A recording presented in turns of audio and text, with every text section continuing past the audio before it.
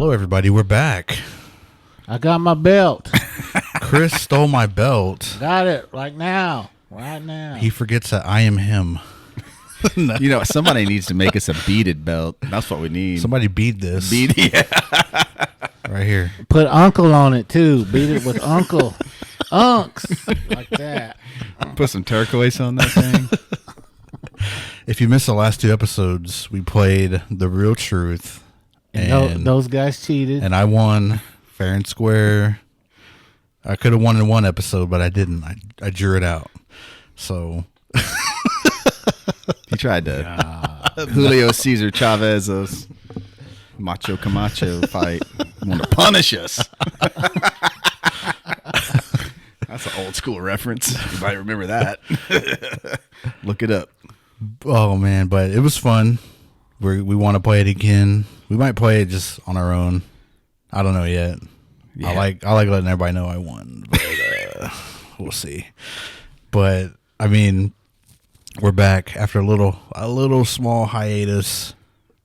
So had a lot of stuff going on. I mean, but I think we have some listener stories. Yep. I think I got a listener story. Yeah. Somebody finally sent me a listener story. So you want me to go first? Well, before we get started, I'd like to recognize, yesterday I attended the 10K, 5K fun run, that Deonde Day run that Tulsa Powwow Club was hosting down at Mohawk Park. And I was really impressed with all the native talent that showed up. You know, you had some famous native runners from around the state of Oklahoma show up for this event. And there was one Muskogee lady that was there, and unfortunately I can't remember her name, but she was real impressive. She was one of the Oklahoma Ironman champions. I saw pictures of that. And anyway, I thought that blew me away. She was telling me how she had to train for that and do all kinds of stuff, and going through those I guess what you'd call them, meets or whatever they call them, and I was saying, man, that's awesome, and you had several other famous runners from around the state of Oklahoma. They got a lot of history, and there were some new ones that were there that were, again, like this lady. They were one guy ran a couple of marathons, and he was also in the Boston Marathon, and he was there. And I thought, wow, that's amazing. So, I really want to commend Tulsa Powwow Club for hosting that, and I really want to thank everyone that came out and, said good words about that event, because it was definitely awesome. So I appreciate that. Aho and Mado. Yeah, I have to say, too, everybody else was running the 5K, and Chris was out there running the 10K. Yeah. He didn't even know. He killed it.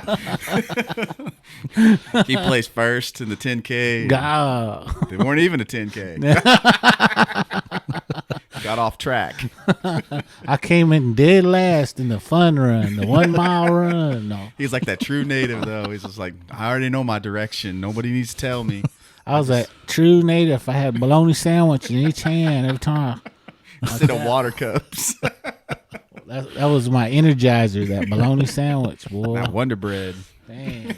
It even had Dorito chips in it. No. High class. Spare no expense. The name brand Doritos, too. It actually said Doritos. No.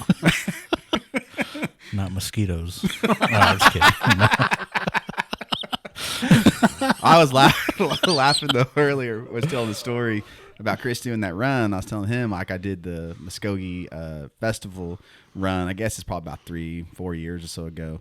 Man, this is like when I was in like tip top shape, and this is going to give a testament of how strong these native runners are, because they sure don't look it. Some of them.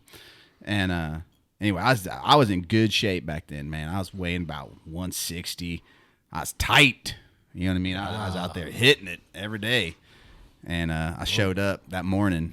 A bunch of elders were sitting around at the starting line. drinking black coffee. This is in June too, so it's already like 90 degrees out in the morning, humidity just insane. Out there drinking black coffee, smoking some cigarettes, and I thought, man, I'm gonna smoke all these people. These aren't runners, but let me tell you, the only thing I was out there was running my mouth because I couldn't keep up with them. They shamed me out there. It was it was awesome though. But anyway, native runners, no joke. Yeah, I did the Hawk Chief one time. Dang, 11 years ago. Oh my gosh. No, just kidding.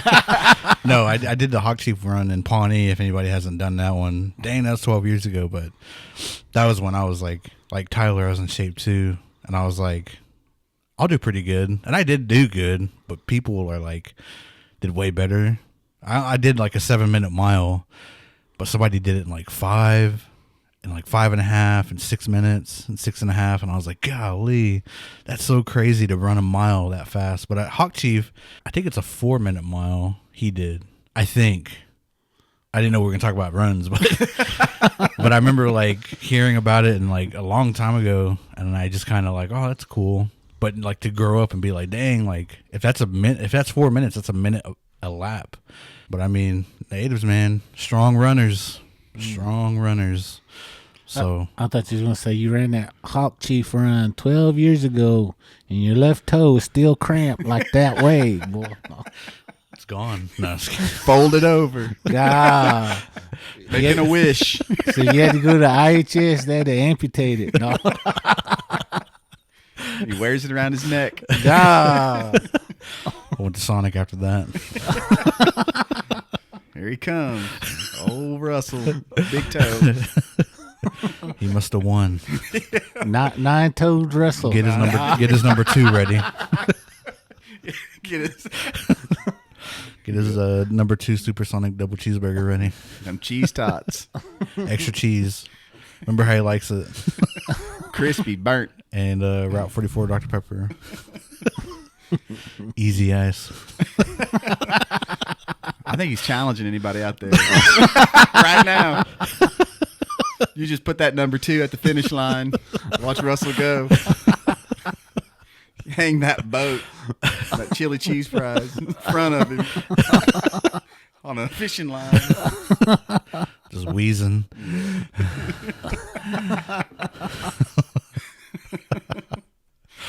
That's cool though. I remember seeing that run and I was wanting to go, but dang, I forgot about it. And by the time like I woke up, you're already taking pictures and I was like, oh yeah, I forgot about that run. So what time did it start? 8? I think it was like 7:30. Oh gosh. Dang, natives wake up that, or they just hadn't gone to bed yet? They probably didn't go to Stayed bed. up all night getting ready. Some of them look rough too. No, I don't know any native that can get up at 7:30. Maybe they just going to bed. Yeah. Just too excited. Dang. Maybe we should put together the team since for the Muskogee runs coming up, the festival's coming up. I'll sponsor you guys. No. He's gonna be handing out bologna sandwiches with mosquitoes in them. Don't be trusting him. You want to see the bag.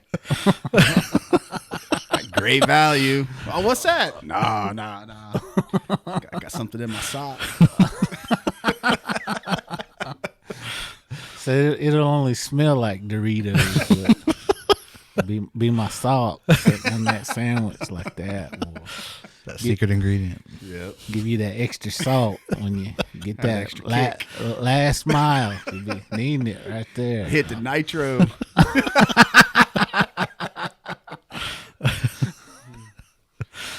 Do they have a 5K? Was it the same thing? Yeah, it was a 5K one I ran. Fun run, 5K. Yeah, they did the same thing. I don't think they do a 10K. I think it's a fun run, and then they do a 5K. But yeah, it's coming up. They finalize those dates. But Well, you guys heard that. Tyler's challenging all y'all to the Muskogee Creek Festival He run. said, beat me. He said, acknowledge me. acknowledge me. He said, I dare you to run fast as me. Just calling everybody out. He said, yep, you, especially you That's sitting Tyler at home. Rando, everyone. Yeah. You know, people are gonna be showing up. Looking, where he at? Where's he at? I'm gonna find that date though. I'm gonna see if I can have time to get in shape. They'll be tagging him on Facebook. Where you at? Let me see. Yeah, June 16th, I think. I don't know if that's when the day. Oh no, I take that back. Saturday, the 5K is on the 24th of June. So we're gonna wait till it gets real hot and steamy, and then 7:30 down there at the. I guess it's probably the Dome is where they had it last year or the last couple of years. And so Saturday 7:30, June 24th. Maybe I have time to get into some shape. Oh, did y'all hear that, people? June 24th. He's challenging y'all. You hear that? Come down. He said it ain't gonna take long to get in shape. That's what he said. Yep. He said he's in shape right now. That's right. I'm only going to be drinking 2 Mountain Dews a day instead of 3. I guess I'll cut it down to 2. Yeah. Nah, I'm just kidding. He's drinking steroids right now. I need some steroids. I'm old.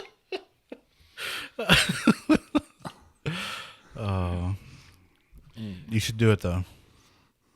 Chris will watch. Yeah. Chris needs a break. I'll cheer for you guys on Yeah. the side of the road.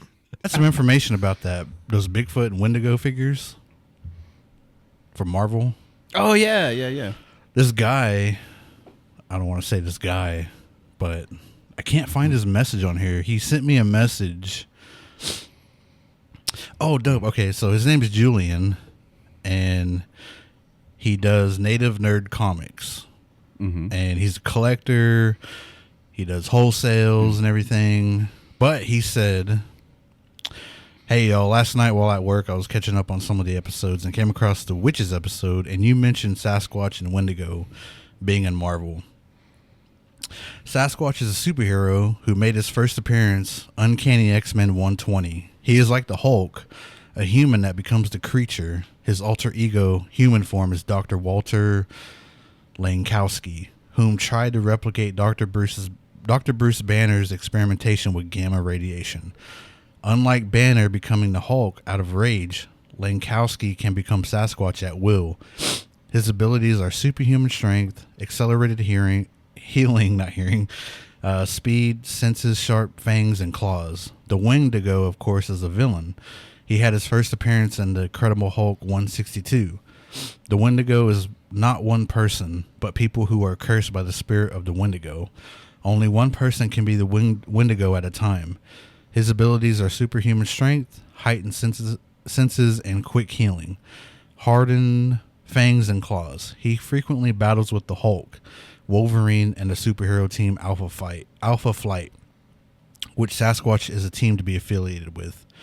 And he just said he has a comic that has them on the cover, but he said I would have to dig for it. But here's a screenshot of the replica comic book.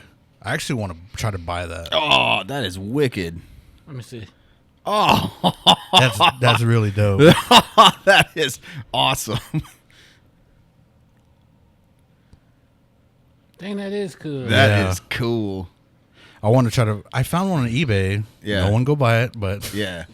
I want to try to buy it. And there's one that's graded. I kind of want to buy that one too, but I think I could find this one just out and about. It's not really too popular yet, so no one start blowing it up.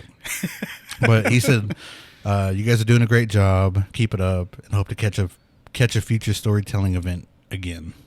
Oh, so yeah, if you've been to one, if you go to the next one, come hang out or something. Tell a story, and we'll talk about the Bigfoot and Wendigo figures. But thanks for the information, Julian. Yeah, and that almost had album cover. That comic book cover is awesome. Yeah, That's killer. I'll post a picture on the video. I had a short story that was sent to me by Lynette White Day McDonald. And she was talking about when we used to watch this on Plenty Scary Movies Friday nights. My sister and cousin hated it. The main character's voice, I'm assuming she's talking about that movie Gargoyles. My sister and cousin hated it. The main character's voice always creeped me out. Flash forward about 15 years, driving up Pumpback Hill late one night. Out of the corner of my eye, I catch a huge owl-like creature sweeping down toward my car. My first reaction, I screamed and slammed on the brakes. My first thought, it was a gargoyle. Oh. That's wicked. Where was that at? Pumpback Hill. I don't know where that's at. Is that in Oklahoma? Pumpback Hill. I never heard of it. I never heard of that either. I don't know. Not Oklahoma? Google map it. Be careful. I Might better take you not. to the mountain. Better not. Might take you to Omaha's mountain. Omaha. Shout out Omaha. I would assume it's over there around Locust Grove, though, or Kenwood area somewhere. There is some that area, Locust Grove, back in those hills. There's some stuff back there that'd be worth taking a look at one of these days. I'm not sure who owns those places anymore, but There's a place on here called Pumpback, like the Cookson Hills and all that area. and it's near Locust Grove. Well, there you go. Yeah. So That would it make looks- sense. It looks like a town, but it might be a hill there. I've never been. It's by It's by Lake Hudson. Near Salina and Locust Grove. If we're wrong, please let us know. Yeah. I'm just assuming. And Now we're in I Montana. Google mapped it. Well, it's like the wing. I guess like a gargoyle, like your typical like depiction of it, or when you think of it, is like a stone winged demon. Mm-hmm. But I didn't know like if it had any kind of like native connotations, because we have a lot of those type entities in our culture, you know. But I didn't know about the stone aspect of it. If that's something that, you know, is a native thing. But I'm sure we'll get into that in a little bit. So, but I guess I had a listener story. I'm going to go ahead and share mine. What is it? Well, it doesn't have to do with gargoyles. Yeah, go ahead. Okay, That's okay. fine. Yeah, so nephew sent this to me.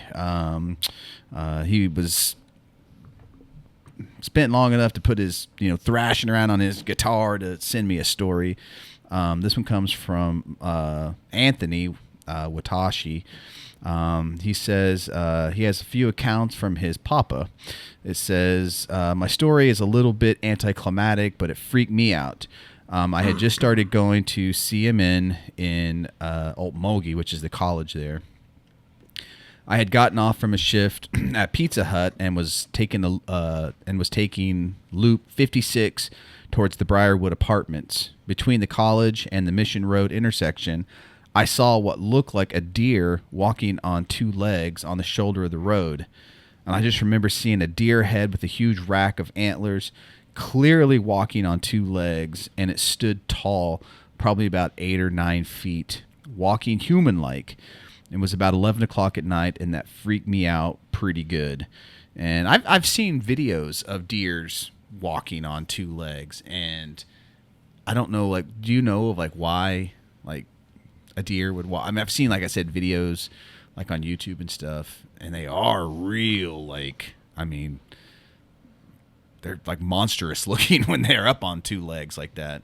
The only thing I could think of is they're trying to do the Cupid Shuffle. No, I'm just kidding. To the left, to the left. Just out and about in the forest. No, my understanding when they do that, it's like a fighting stance. Yeah. You know, a lot of times you hear, them going head to head, but when they fight other, I guess, animals, sometimes they use their hooves. Yeah. So they'll stand up on their back legs and they'll, because you see a lot of videos of hunters getting tore up by Yeah. those deers. I mean, them Yeah. deers are working them over, Yeah. giving them that left hook and then that right. That two-piece. I don't know. And some change. God. That'd be embarrassing. You be a deer hunter out there and you get whooped. I mean, straight up whoop by that deer. Getting boxed up. I know that deer be kicking you. Oh, get out of here. So he's got that story. And here's another one. He says this is his papa's account. It's pretty freaky. And he says he has a serious question for all of you, especially Chris. If you haven't heard of any stories about the little plot of land between the creek complex and the casino, that the little creek that has a little creek and a pond. You know the area that he's talking about down there in Altmogi? Yes. I've talked about a couple of those stories when we were down in Okmulgee at those ghost storytelling events. That whole area, of course, that property was part of Creek Nation during that time, but again, there was I guess what you would say a village or a group of Muskogee people that were, kind of camped out in that area. And, again, due to sicknesses and all kinds of other things, they passed away, and one of those families that resided there was a medicine person, of the Muskogee Creeks. And he was known to do a lot of shape shifting. He was known for that. And anyway, to make a long story short, that area that you speak of, that creek, that was kind of where his place was. Mm-hmm. And kind of not too far from there, they have I don't know if it's still elder housing or what. That used to be like one of their original Muskogee Creek elder housing additions right across the street from it. Yeah, he says his papa still lives there.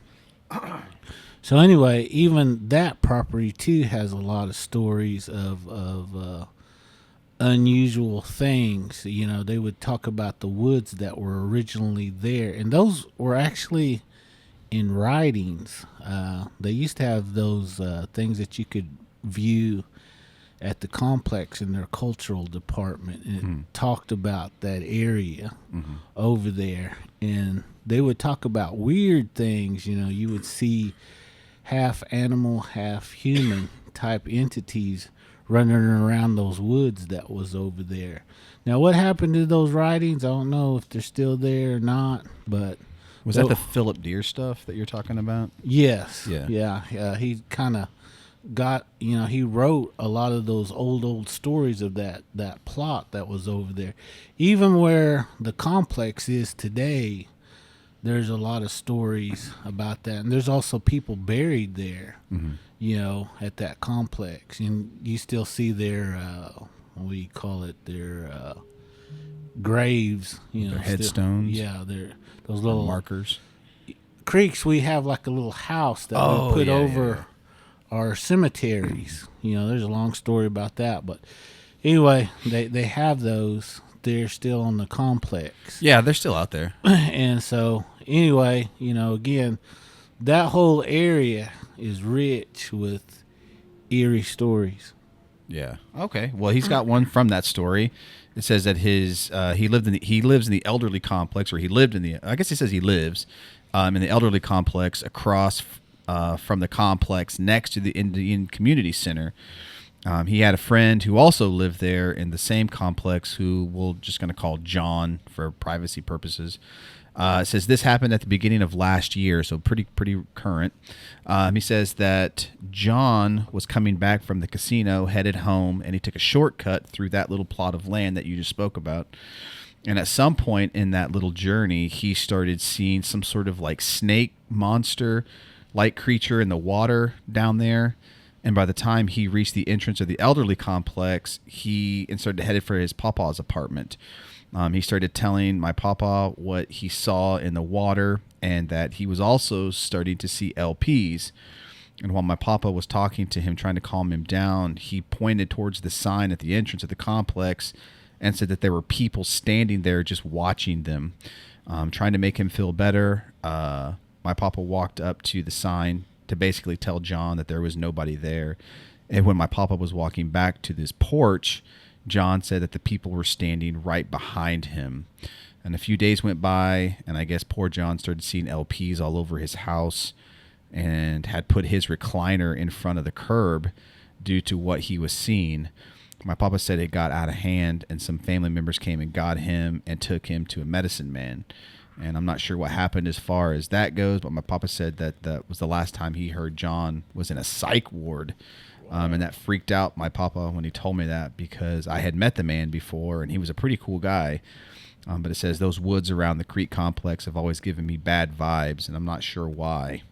So, yeah, there you go. That was a story that was sent to me, so that was awesome. Yeah, to me that makes sense, because Yeah. again, the history of that area. I mean, you got a lot of crazy stuff that happened around in that area. So Yeah. If there's anybody listening at the complex, I know there is. Yeah. Where are those writings?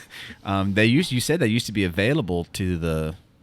Now down there, did he have like a library or something down there? Or yeah, something? they Okay. used to have a library of all kinds of history and books that Muskogees wrote, or Yeah. books on Muskogee people. Yeah. And I haven't been down there in that area in a long time, but Were they published works, or were they just like handwritten kind of thing? no, they were all published published works. works. So You know, there got to still be, not in print, obviously, but there's got to be copies of it somewhere. If we could just, I'd love to see him. Is what my point is like, I hate that they just kind of keep that stuff put away so people can't have access to it. Well, I think as long as you have CDIB card, saying that you're a Muskogee citizen, Yeah. I think you're able to go view it. Now I don't know though. I don't want to be stepping on nobody's toes and they say, "Well, Chris said I could see this," but you were supposed to be able to at least look at them. A while back. As Yeah. a kid, I got to see them. Yeah. And Aren't but there audio recordings too? You said. yeah, there's audio. They had wax cylinders of people whoa. talking about Muskogee stuff, and you could view all that stuff when I was a little guy. Of course, you couldn't take it home with you, Yeah. but you could look at it in that little little library thing that they used to have. I don't know if they still have it, but Yeah. again, I'm just saying, when I was able to look at it, I was always fascinated with stuff like that. So, when I found out they had stuff there, I was always going up there. Checking it out. Yeah. I just picture it kind of like the end of Raiders of the Lost Ark, where they're like wheeling the Ark off, like nailing it in that little wood crate, and that guy's carting it off in that big warehouse, just aisles and aisles of just like stuff that's just like been packed away and never be looked at again. That's what I kind of see, Indian guy down there just pushing a little hand truck with all those books. Dang. Russell's big toe, all the other stuff down On the there. mantle. His championship belt. The equipment. Yeah. It's all gonna be locked away. The table. It belongs in a museum. Well, let me borrow your CDIB, Chris. Go check it out. No. They might even let you take it home now. No, I'm just kidding. Well, those wax cylinders, they definitely need to be preserved, because those things have. I mean, how many, like, I know, like, just doing some research on my podcast for the Skoden one, like out in California, they have like, they had at one point, several hours of these tribes, speaking in their languages, which are now no longer. I mean, I don't want to use the term dead language, but they are, because there's no more tribal members that speak that language anymore. Just hours of, because they were record on a wax cylinder over time, they just crack and break, and even trying to transcribe them or trying to, digitize them, when they're putting them, they're just breaking as they're recording them. You know what I mean? Yeah. So it's like, I hate the fact that those things, I mean, I'm sure they are. I mean, I don't want to, again, I don't want to say no one's taking care of the stuff down there, but there's a shelf life for stuff like that, is what I'm trying to say. Yeah. And I hope that stuff's, preserved. I do too. I mean, now that I'm older, now that you brought it up, I will blame somebody. No, I'm just kidding. No, I'm just teasing. You know who I'm talking about down there? No, I'm just kidding. No, no, That's Chris Hill. No, what I was going to say is I do hope too that they're doing stuff to archive, stuff like that. A lot of tribes they don't, just like you were saying. Even CDs, people don't understand. Even CDs only have a certain amount of life. Yeah. Old cassettes, all these things that you used to be able to listen to, they're gone. And I know, like, for some tribes, they're able to what they call digitize some of that stuff, and I really, really hope whoever's down there, they did that, or they're looking at doing some of that stuff. Because, like I said, this was like way, way back. When I was in middle school and high school, they took us down there to, do a trip, to look at Muskogee stuff. And the thing I remember that that I think about today that I'm older, they had some old recordings of music, not only church hymns but ceremonial songs that were on these big old look like records, but they were different like records. They were thicker and bigger, Like 78s probably. I guess. I don't know. Yeah. I don't know what they would call them, but when you would listen to those songs, they were a lot different than what we got today. Yeah. And it goes back to that, knowing that history. Each one of these tribal towns, they had their own dialect, their own language. Mm-hmm. They spoke differently.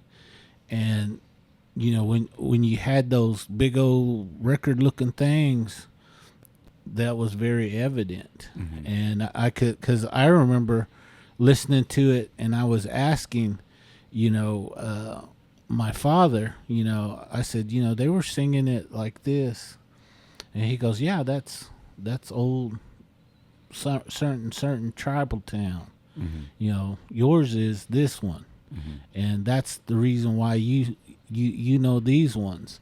The only one I know that was, I guess how you say, that was definitely you would know the difference, and not to dog anybody or make this sound in a negative way, but Alabama, Corsati down there in Wetumpka, they still sang those songs, their original, and that's why theirs is different than when you go down to these other grounds. Mm-hmm. Their songs, you think, wow, maybe they're singing them wrong or they're answering you wrong. No, that's that Alabama. Mm-hmm. That's not this today Muskogee that we're all learning, that jumble of tribal town languages. Not to say anything negative about our Muskogee Creek language program, but no, they're doing a good job, and I think, again, I like you were saying, I really hope somebody at least goes back there and digitize this stuff to have a longer life. I don't know though. I haven't been down there for over 30 years, so it's been a long time. So a lot of things could no longer be no more. I know that even like the council house, how they've redone it, and I mean, it's beautiful. It's a good thing what they've done to revitalize that and put the stories that they put in there. But, if you were blessed to go see the council house in the 70s, I'll say even in the 80s, it was a lot different. You had a lot more Muskogee stuff. I'm talking about old school, from the old land to here. And now you got more of how you say, sense removal type stuff in there, which, is good too. They need to know that too. But for me, it'd be cool to see things that they brought all the way back from Alabama, Georgia, and Florida way, and I do know they're trying to, they have this one room in the council house that has all the tribal towns, the original tribal towns in the homelands. And, to me, that's awesome too, but, I'd like to see, a little bit more education, on that. So people quit thinking that we were one tribe. We weren't a tribe. We were a confederacy of tribes. Yeah. I noticed too, like, just in the past, like you said, probably 10 years or so, I feel like they've taken a lot of the ceremonial stuff out, which I kind of agree with, I guess, because I don't know if you should put that kind of stuff on display. But they had like a lot of the medicine sticks and, some stuff like that is no longer on display anymore. Like I said, it's one of those things where it's just like, it needs to be told, but then you don't really want to just put all of it out there. You know what I mean? 'Cause especially in this day and age, you just never know. I don't know. People just get the wrong idea, or they try to take something and then spin it and make it there. Like, you know what I mean? Just like a lot of that goes on, I feel. But I agree with you. Like, they didn't even, like the last time I was there, I don't think they even had the Will Sampson paintings out there anymore. But that's been, 5 or 6 years ago, I think. So I'd like to see some of that stuff put back in there. And anyway, but Tyler. No. I have a story, and again, this isn't a gargoyle story. I get so many stories sent to me, my messenger and on my Facebook and TikTok. It gets full. That's how many stories I get, and I had some real cool gargoyle ones. I hope I can find them, but here's a cool story that I thought was pretty awesome, and it goes back to, if you know this area. This is from Vicky Thomas from Ponca Country. And she writes, she's talking about a Greg Lieb. He was at Ponca 49 on the East Road County line. So any of you Poncas know that area, y'all be sure to message in. So some of you guys might have been created there. No, I'm just kidding. No. Any story that starts out with the 49 at Ponca, I know it. It's already gonna get juicy. Oh, some of y'all were created then. No, I'm just kidding. He was sober and had some guys with him, and a cougar was there. So this is a while back. Oh, he said it was like 3 a.m. and the woman singers were tipsy and not singing too good. Oh. I done warned you guys, so. And he said cougar. Oh. That woman's tipsy cougar. This is getting good. That sounds like a song, don't it? Sing that song, don't you? A lady showed up, and her voice was like really good, and she was singing with them, and the drummers noticed right away her voice. She was standing by his friend, and when they called for a break, his friend couldn't hardly move. But they walked to the cars, and Cougar started following this woman. I think that's the guy's name. Oh. But, so it's not that kind of cougar. No. Following this woman and started trying to talk to her and asked her a question about her family and her name. As they were all standing there on the road, he noticed Cougar and that woman, and Cougar tried to grab her arm. She jumped across the road into a small, tall Johnson grass, like 6 foot. He was like, "Did y'all just see that?" And his friend said, "Yeah." So he told Cougar he was leaving, and Cougar was like, "Oh my God, that was Deer Woman." Whoa. Ooh. DW. Chris. No, it's nighttime. No, I'm just kidding. But it won't be when he releases this. No, dang, man. That's what I'm saying, man. Like, people always have like a crazy, amazing stories, and it's cool to hear everybody's just their experiences with a lot of stuff, because a lot of stuff happens here. And I mean, we heard it growing up and we hear it as adults, and it's just like, whoa, I don't know. It makes me want to go find it, but then again, it's like, no, I better not. Be careful what you wish. I better just chill. My big toe's gone. No, I'm just kidding. If I'm not run, I can't run. My cheese tots are getting cold. Yeah. I need to be near a Sonic for me to go find them. No. Well, do you want me to read this one here? Is it a gargoyle? It's not Is a it an gargoyle. LP? Well, it's the one that you sent me. Oh, yeah. Yeah. So this one comes, I guess, is it okay to... I guess I'll just read it out. Kind of a long one. They never said credit. Well, if you're listening to this and you wanted credit, let me know, or let any of us know, and then we'll give you credit on the next episode. Yeah. And but as of right now, when people don't really say much, we just kind of keep it anonymous for privacy reasons. Yeah. This one was in response to asking about places that we could go and investigate. But it says, we used to work at IHCRC.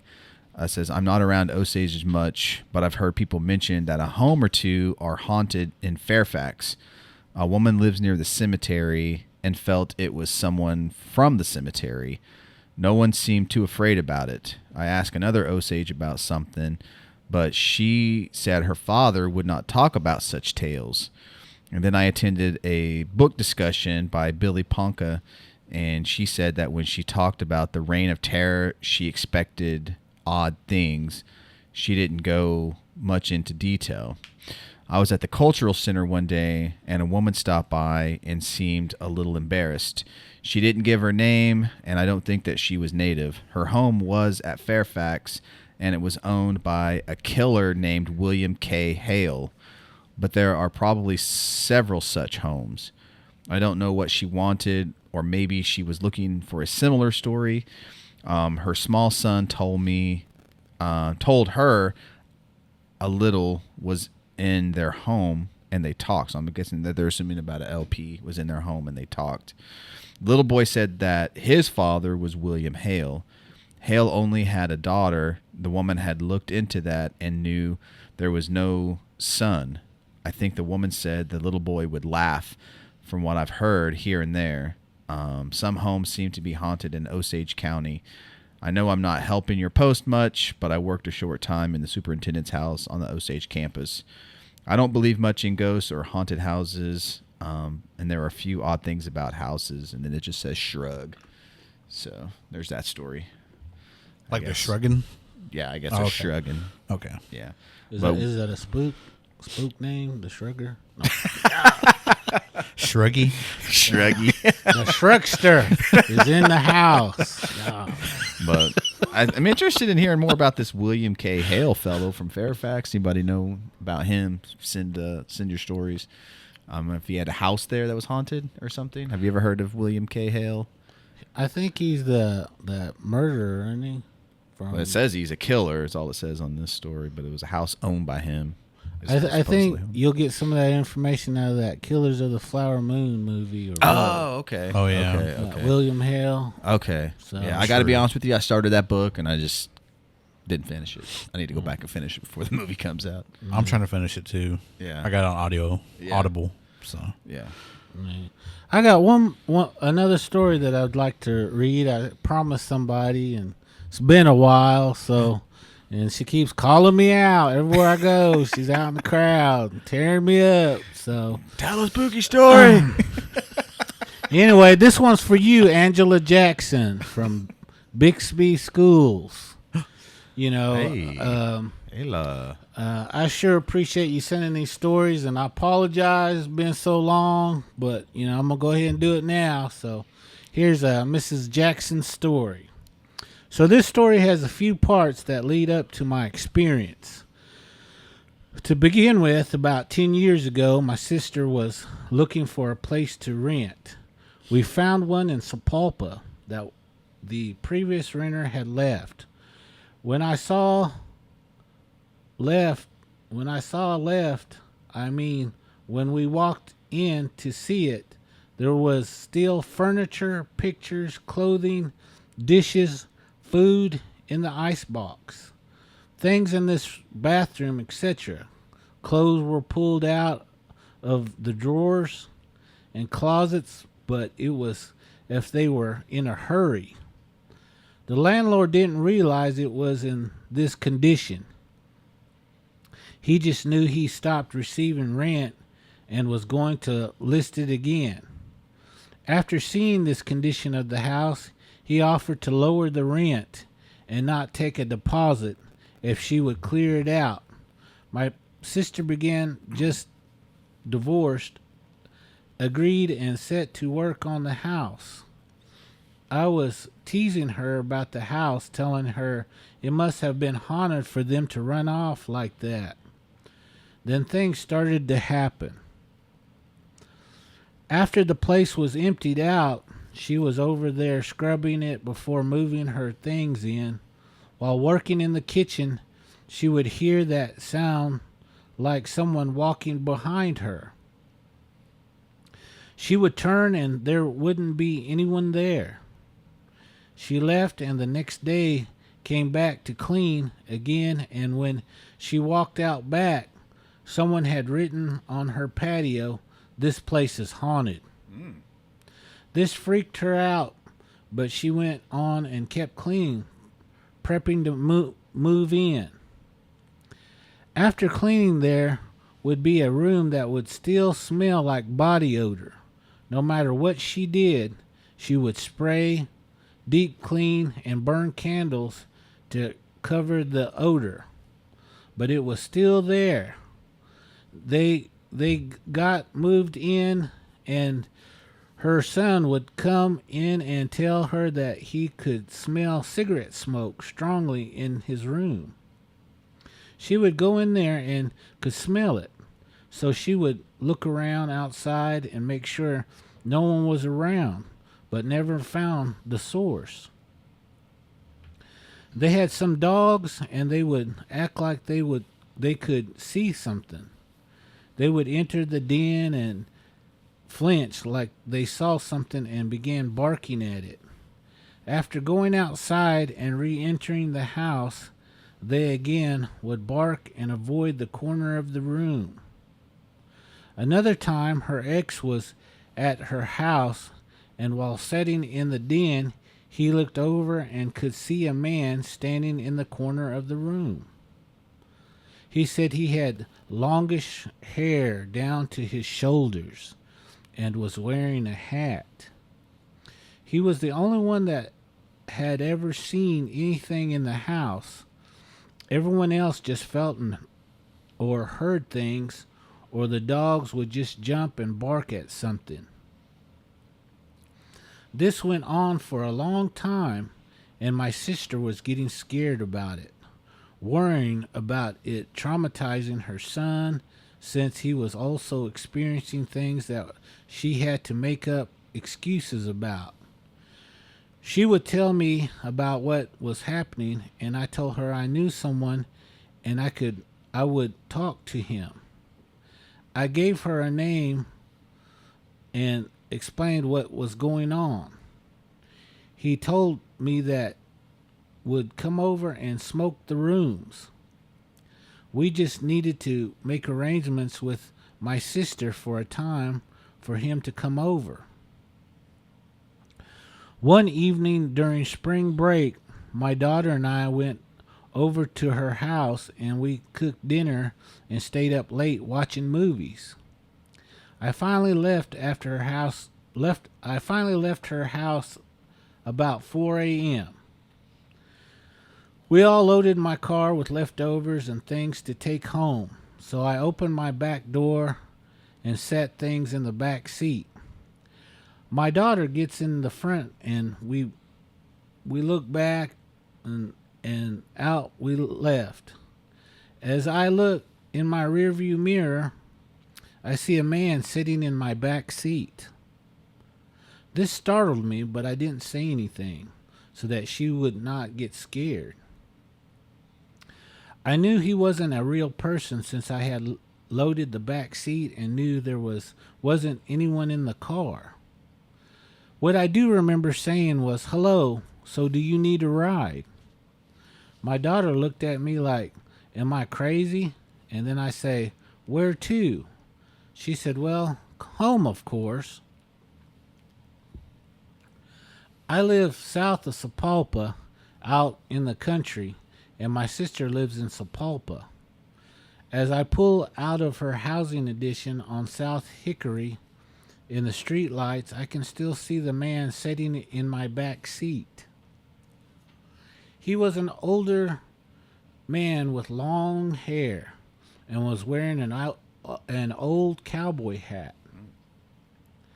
I knew or felt he was native because he had a sigalega on his hat. At each street light, I would look back and he would be there. Until I got to my road, I no longer saw him in the back seat.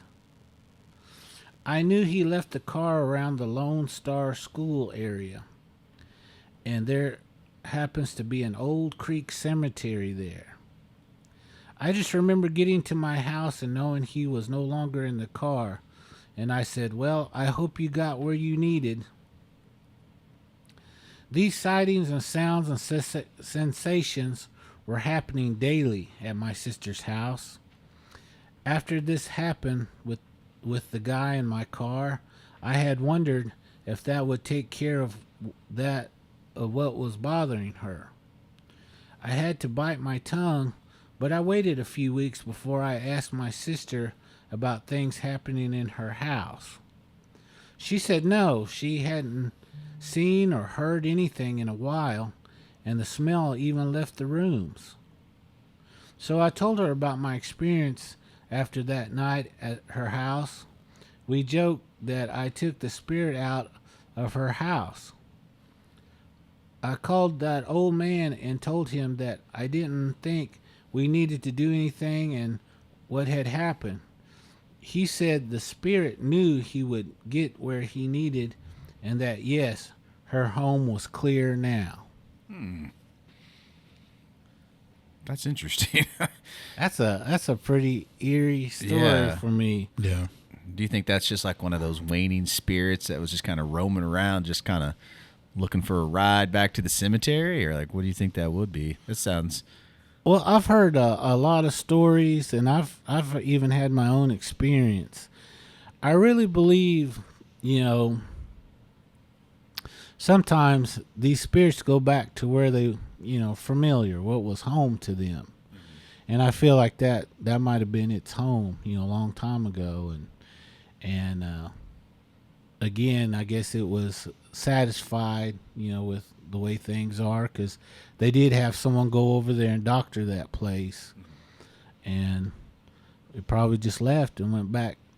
She said they went by that cemetery, so it probably took it back to where it came from. Yeah, that's kind of cool, but also very scary too. You know what I mean? Yeah, that's awesome. And see, that's what I find very interesting.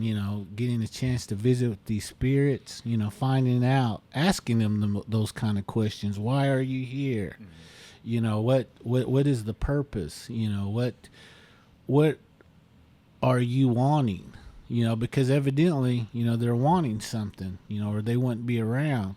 The thing I thought was cool about this story was when she talked about that room and that odor wouldn't leave no matter what. Yeah. And after it was all said and done, it was gone. Mm-hmm. So. Yeah, I definitely think that was a native spirit because all he wanted was a ride. Yep. That's all he wanted. He didn't have no gas money or... Just want to ride. He just want to ride. That was a cool story, man. That was really cool. But dang, that's a crazy story, Chris. I mean, like, we've been getting like a bunch of stories about... Tyler had some LP stories, and this one's an LP story. Mm-hmm.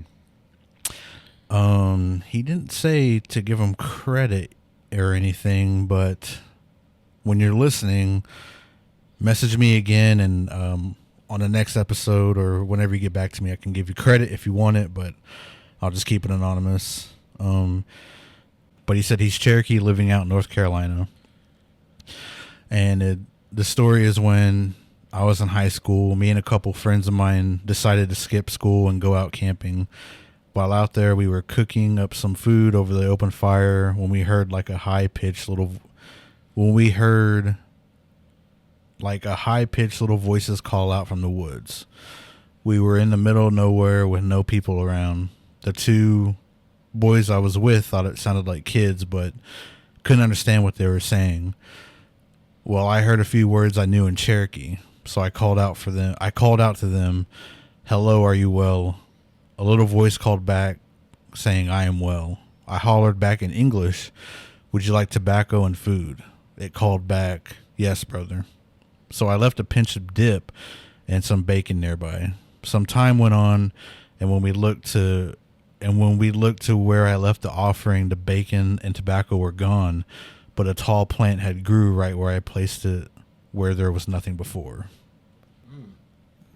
That's awesome. Yeah. I think that's pretty cool. Sometimes these supernatural beings can give you gifts. And I know we were joking about earlier, but to me, this would be a good opportunity to take that. But now, again, you guys got to understand, if you're going to do this, if they're blessing you with something, you have to give something back. You just can't take it. For whatever reason, this entity bless this individual with something. That individual will know what this is for. Just like if this was you would know why this is being gifted to you. Maybe you might not know right then and there, but sooner or later it'll come to you. And if it don't, those things will come to you in your dreams and tell you what it's there for, why they gifted that to you. But if you don't leave nothing for that, you don't give an equal exchange.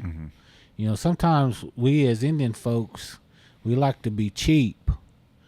And what I mean by that is, you want a blessing, you want God to move mountains. You want him to do these magnificent things. But what are you willing to give for that? Our old Indians, they used to do those things.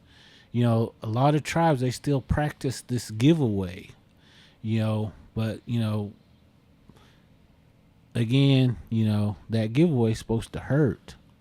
And that's the way it was supposed to, and you go to some of these tribes and they always talk about, how they gift to visitors, and a lot of times it's not always so. They'll give to a well-known visitor, or somebody that is prominent. But what about that one that's just pitiful that shows up? That was the one that you're supposed to, not because this is your buddy, but this person showed up, took time to be there. And also, Muskogees are good about this. We've got thousands of stories of the Creator coming down here on Earth, testing our humanity, or what we will do for the less fortunate. That was something that we were all taught as Muskogees. If someone's pitiful, you try to help them out. Might be the Creator, testing you. But again, going back to the original, topic, if you're going to take it, make sure you give something, good to this entity, because this entity knows what you need it for. It knows that you desperate for this. That's why it's gifting it to you. And when you take it, you give something in exchange, to show Creator how much this is going to mean to you. Might be something to heal your family member. It might be something to take care of something that's bad that was put on you, or maybe it's something that that has been sent to you that needs to be sent away. Maybe this was what this was for, or maybe this was to give you success and maybe some of your ventures that you're going to do. Again, it's not always about money, but what it means to you.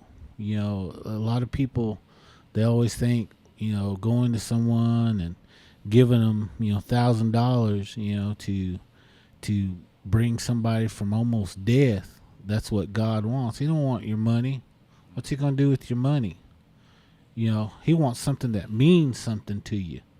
If you're wanting to give something, that person you really love, they mean that much to you, you're going to give it something, to answer that.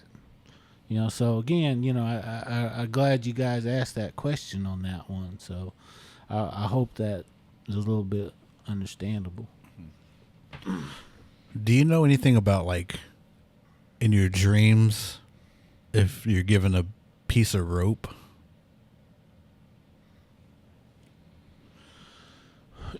With that's kind of a taboo. No, I'm just kidding.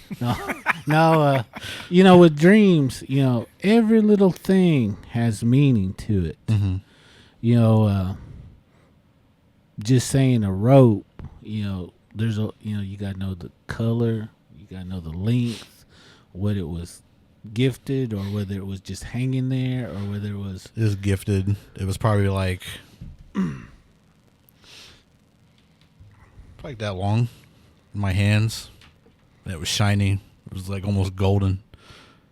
And it was like a climbing rope, but like in school where you climb a rope, but it was like smaller, but it was like in my hands, and it was gifted by some sort of, like, I don't know, it might be creator. It was a shining entity that I could not look at because it was so bright. Well, I'll just say this much, that rope, it's a symbol. Mm-hmm. It's a symbol of time, a symbol of a length that, whether it's your life or maybe it's your success, because you said it was a golden. Now that's your words, golden. Yeah. Value. So in time, in this minute amount of time, something's going to pay off big for you. Mm-hmm. And that's what that means. Again, like I said, Muskogees were big into dream interpretations. That could be a whole different show. Mm-hmm. And every symbol means something, especially in dreams. And so, that's what that represents for whomever had that dream. Yeah. Well, this dream was like 2010, and I've always wondered what it meant. And if we ever do a show about dreams and interpretation of everything, I'd tell it, but it's a long dream. It's a vivid dream. I still remember it from back then. Well, if you think about it, look at you now. Mm-hmm. From the time you had that dream to now. Yeah. I mean, you're getting some good things. Yeah. You're living that dream. Exactly. True. But it's crazy because, like, I'll tell you guys about it on when we do the episode, but it's a crazy dream. Like, it's not like this entity just kind of came up out of nowhere, but it was during just a crazy time in life, and it kind of goes along with the episode we did about, that negative spirit and everything, and then just kind of wanting to figure out, like, life and stuff and why you're even here and everything. And then it just kind of blended in with that, but it had, like, all these different things going on, like, to get to that point. But it's crazy. Like, I know we're doing an episode about a certain topic that might relate to that, but I'll just save it for that. But I mean, it's a long dream, and I still remember it. And it was like, I don't know, dreams last like what? They're fast. They're like a few seconds long, but when you're living your dream, it's like it feels like so long, like so much time has taken place. And then you wake up and it's like you either remember it or you don't. But this one is like so vivid enough to where I still remember it from back then. And I'm always like trying to like just find little answers to it and like just talk about it. But yeah, if we ever do an episode like that, I don't know. I'd like to hear you guys' crazy dreams too, because I know everybody has crazy dreams. Mm-hmm. Yeah. But would you dig that plant out from that offering if it was given to you, or would you take a piece of it? I personally would take the whole thing. Would you? And then I would take it back and, replant it and, use it for whatever the purpose is, needed to be used for.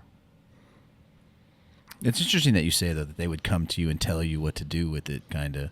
Yeah. Like, unless you just already know. I mean, there's, as Muskogee people, there's lots of things that we do with plants, and so it's just interesting to say that, like, well, what do I do this or do I do that?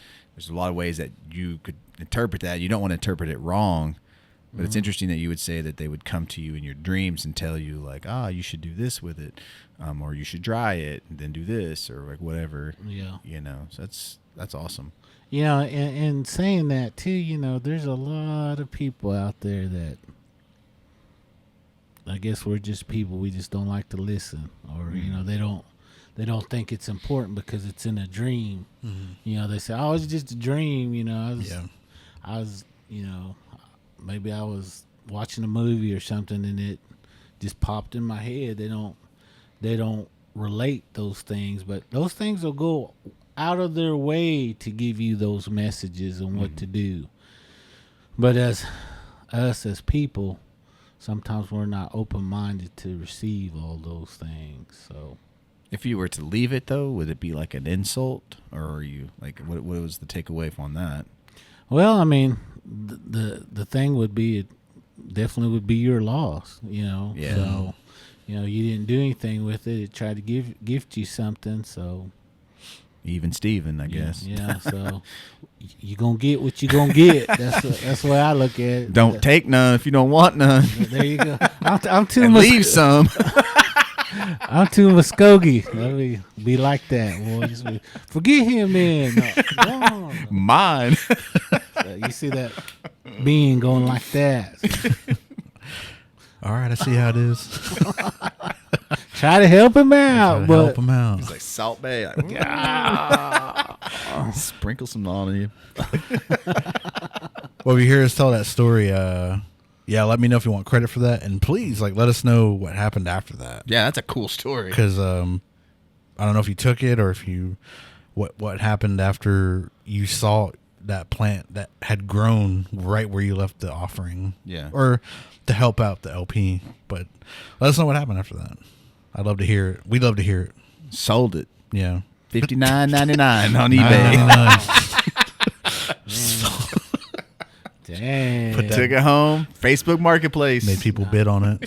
So it came to me in a dream like that. No. That would not be good. Dang, that would not be good. Hey, Tyler. Dang, you giving all Don't those, do that. You got giving all those guys the wrong idea now. You'll be seeing it all over Facebook now. The marketplace. All these little weeds growing in the Flooded. yard. Yeah. Cherokee Art Market. There's gonna be somebody with a booth right there.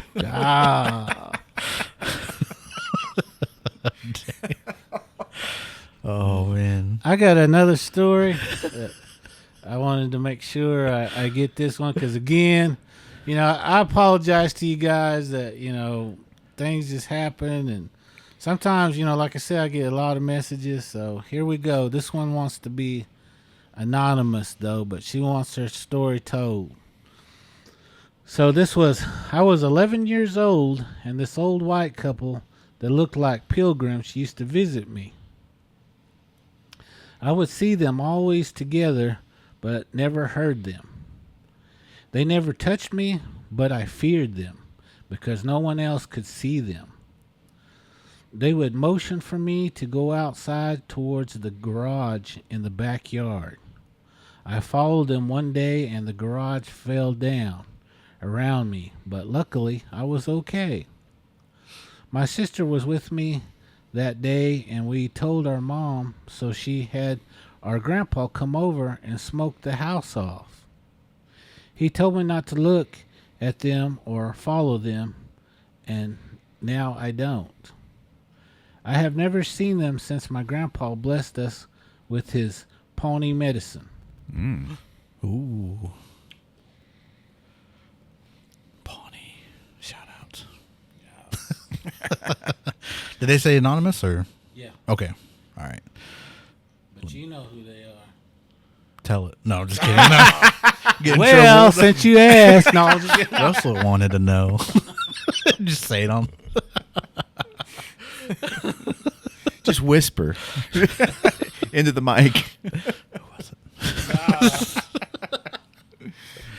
That's interesting, though, that just kind of the history behind all of that, with Indian children and, them trying to, like a lot of kidnappings and a lot of displacement of children, it's interesting that those people would come to her dressed the way they were dressed, whether they were Puritans or Pilgrims or just white settlers or whatever, and try to say, like, come over here. Like, that's creepy to me, because what happens if you go over there, like attach themselves to you, and I don't know, that's kind of messed up, that's creepy. I know, you never know.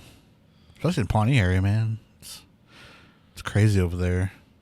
I remember, I think I told this one on, I don't know, I can't remember, but there was like this ghost I seen. It looked like a statue, like upper torso statue, and it was just floating. Oh no, it was on the one you came on mine with Julian. And I told you that story, and I remember like asking my dad, I was like, "You see that?" Like I was all excited. He's like, "No."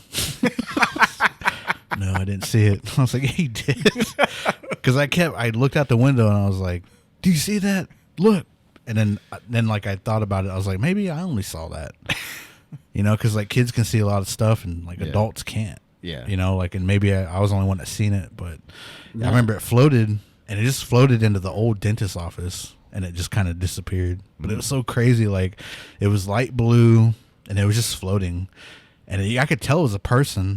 Back then my eyes are not so bad, and I could see far away, but yeah, it was like a light blue color, and it was shining like from the moon, and it was just out in that field, and it was just floating. And then I thought about it. I was like, hey, maybe you didn't see it. Maybe it was just me. Yeah. Well, I'm gonna tell you a little secret, Russell. That was your dad trying to tell you, don't be talking about those things, guys. No, I don't remember. Let's just go on. Let's just move on with something. Eat those cheese tots. Don't worry about I it. know you saw it. So I know you saw it, Dad. It's in the back seat with us. No. Nope. So I don't know what you're talking about, son. I don't know. No. Well, so we went to that Copan powwow, and great powwow. Looking forward to it next year. But we were coming back, and we passed Bartlesville. We passed that casino, and man, I swear, we both seen this woman. It looked like, and she had shorts on, jean shorts. To me, she had jean shorts on, and like a gray sweater. And to me, it looked like she was standing there, and her head was like turned back, just looking at the oncoming traffic. And her neck was turned backwards? Yeah, it was like, no, like not like Exorcist style, but it's just kind of like her body was like here, and it was like, oh, like looking over her shoulder. yeah, like, but it was like more like twisty, but it wasn't all the way backwards. And I was like, that kind of looks creepy. And I didn't really like, I don't know, I wasn't trying to, because it was like 1 o'clock, 12 a.m. And I was like, I didn't want to think too much about it. And the one thing I didn't do was look in the back seat. That's the one thing, like, because I remember we talked about that, and I was like, I'm not looking back. Yeah, I'm not looking in the back seat. Like, I'm just gonna. She might have been sitting back there waiting on you, just waiting on you. So she's turned around. you know that area where they have that Copan powwow, they've got a lot of stories. So, any of you Delawares out there that might be listening to this show, I want to encourage you guys to send some of your stories in, because I know that Copan has a lot of stories, especially around that powwow ground. So please send them in. We'd love to read those ones off. I didn't realize it was just kind of out there, like, towards those fields and everything. I remember we went there when I was a kid, but going out there, we're driving, and I was like, is it really out here? Because I just haven't been there as an adult. Sure enough, it was out there. It's a big powwow.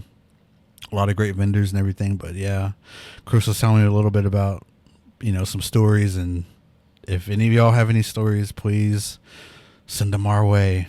We'd love to read them, talk about them, just conversate about them. That's a good idea. We need to have some like these powwow ghost stories that are out there, because again, Copan's like one of the ones. Stroud has a lot of them about them. And even what is it? Even that one that they used to do out at Mohawk Park. Oh yeah, they had stories about that. I remember going out there as a kid. So there's several of them out there. So if you guys got any of those powwow stories, the good ones, not those nasty ones, send them in.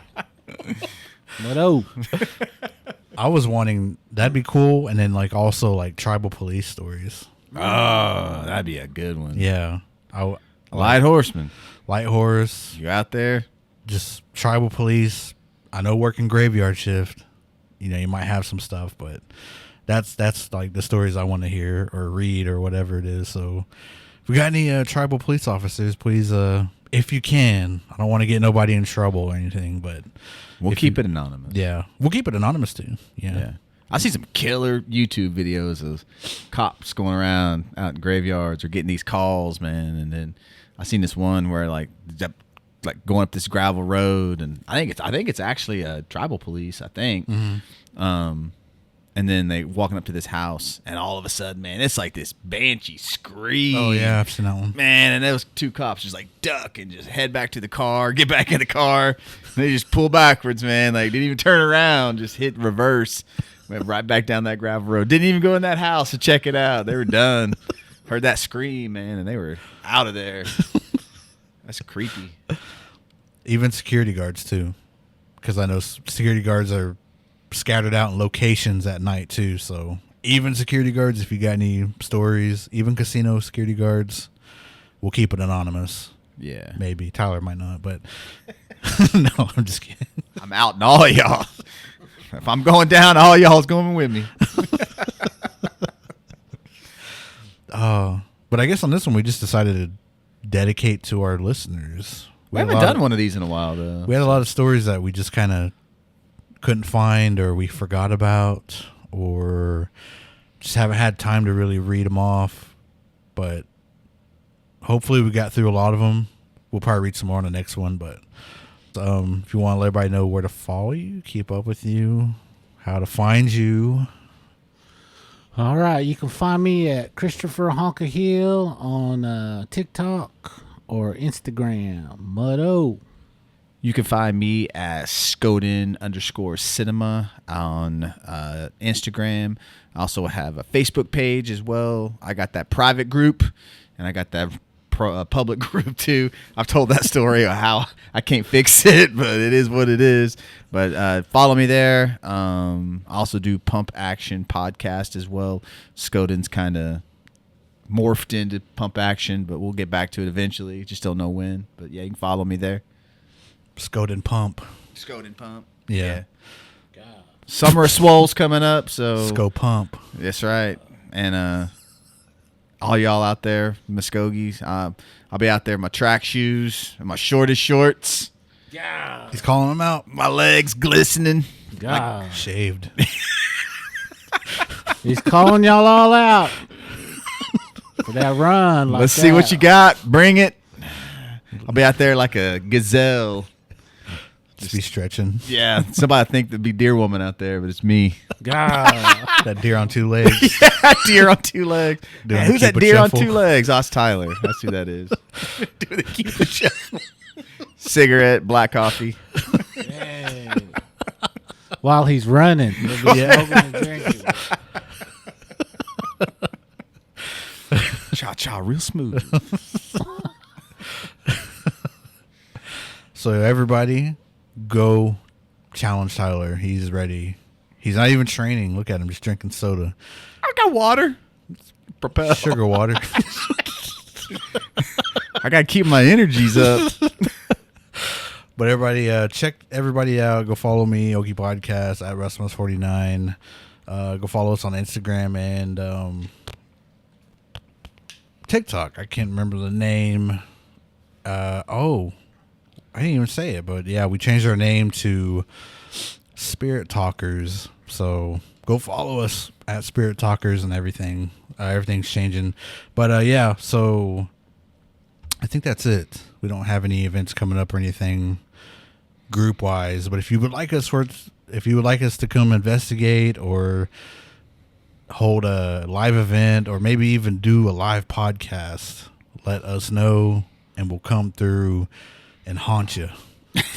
No, Actually, we have that one in Porham coming up. Oh yeah. Porham. Chris said also he's available at birthday parties to do the Cupid shuffle for you at your birthday party. I don't have that date on me though. I think he said June 30th or 29th. I think that's what he said. All right, I believe you. That's a Tuesday. No, just kidding. I think that if I go to I don't have it written down or anything, but June. Wait, no. Oh, it's July 29th. Yeah, July 29th. Don't believe me. July 29th, spooky story. They're also getting us into a building of some sort down there to investigate. So, guys, better make it down there for that. Better come on out. Last time we were there was at the powwow, and that was already almost a year ago. So, shout out to Rusty Gertie. Yep. Come out there and investigate with us, tell a story, come chill. But, yeah, till next time, everybody, smudge up. Mado. Bye.